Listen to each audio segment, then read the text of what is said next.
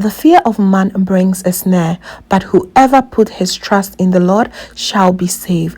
Proverbs chapter 29 verses 25. Hello family, warmest welcome back again to the Lovystouch channel. I trust you're doing so well and you're taking very good care of yourself. Hey family, I'll be sharing with you how I make my all-purpose tomato stew. It's going to go a long way for you, especially now that the kids are back in school. It comes with a lot of tips and tricks to make your tomato stew stay fresher. So please do well to stay tuned.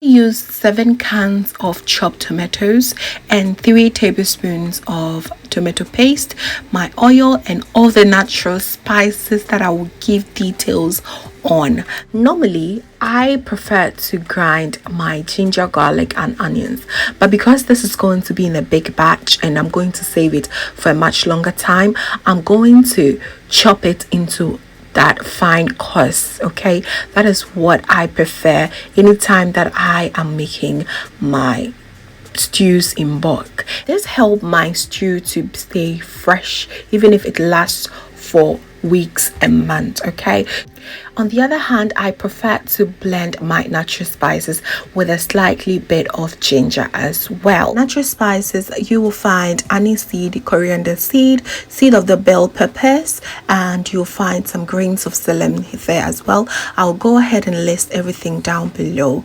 So into my heated pan, I add my vegetable cooking oil and then add my chopped ginger, garlic and the onions. I'm gonna fry this until they turn golden brown.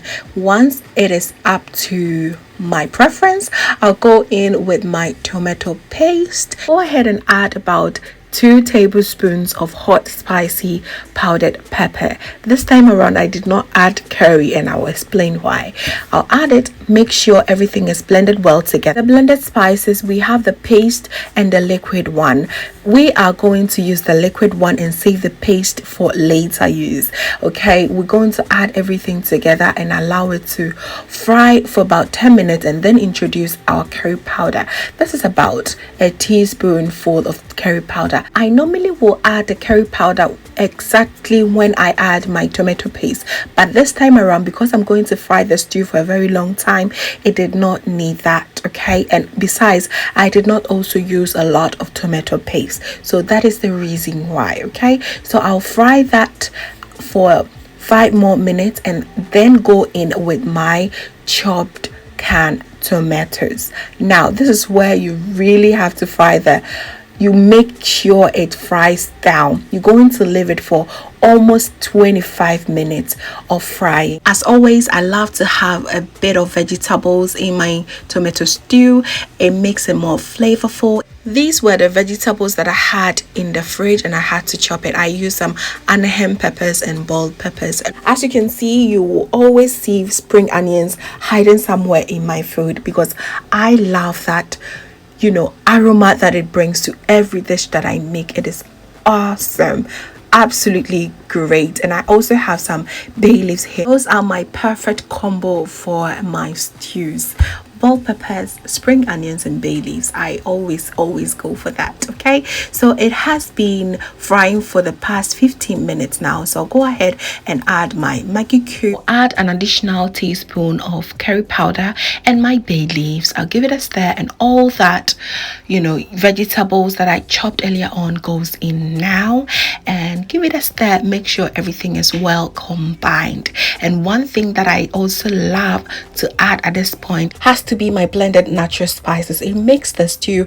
stay fresh and give it all that natural spice kick anytime that you go for it. Doesn't matter if it's staying for more than a month, it's still fresh. Okay, it is absolutely great. My very last ingredient on the list should be the salt. It really depends on how you want it, but I go in with a teaspoon and a half of salt and mix it well together. And now all that I have to do is allow it to simmer for 20 minutes more on a very low heat and your stew should be ready. The aroma alone farm is just incredible. You really need to try it. So I'll just allow it to cool off, and our stew is ready. It's ready to be packed in your various containers once it has cooled down. So there you have it, family. This comes in handy. You can whip your jollof right away. You can use it for your wache stew, your fish stew, just name it. Add a few corned beefs and vegetable as your corned beef stew. It's just amazing to have at home. So thank you so much, family, for watching. I do really appreciate your time with me today, and I hope you learned a few thing or two. Don't forget to hit the like button as it helps the channel grow. Thank you so much. And if this is your first time here, hello, my name is Lovia from Lovystouch. My main goal here is to cheer you up into making your own delicious meal right at the comfort of your home. I also love to share kitchen related motivational videos, so please come on board, subscribe, and join the family for amazing new recipes every week. Thank you so much, family, for watching once again, and I will see you again in my next video. Just know that you are so beautiful just the way you are. See you.